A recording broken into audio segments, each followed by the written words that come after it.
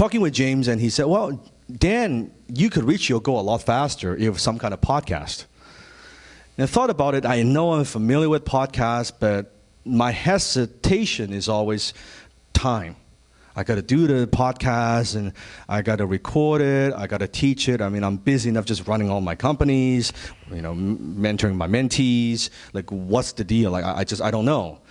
But it makes sense to me because when he talked about, because he was, how many of you were at my Shoulder of Titans event with Joachim Tia? Yeah. So we did that a few months ago. So James was like, hey, phenomenal. You're great. You can do this. And I'm like, well, it makes sense, but how would I do it a little bit differently?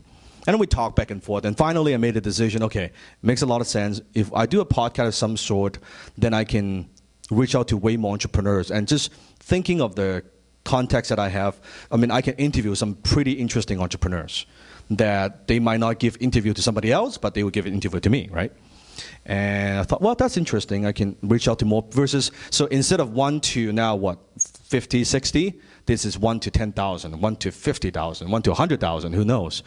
And so then I decided, then I hired James, and not only I purchased the course, I'm going through his also the podcasting mastery course, but also I've hired him to design a podcast and everything. So when we speak, we're launching a podcast in a couple of months.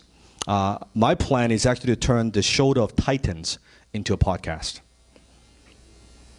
So then I can interview all these titans from around the world and then put them online and just make it available for everybody else, right? Sound good? 10 times your finances, 10 times your business, 10 times your marketing, 10 times your life. Hit the subscribe button now.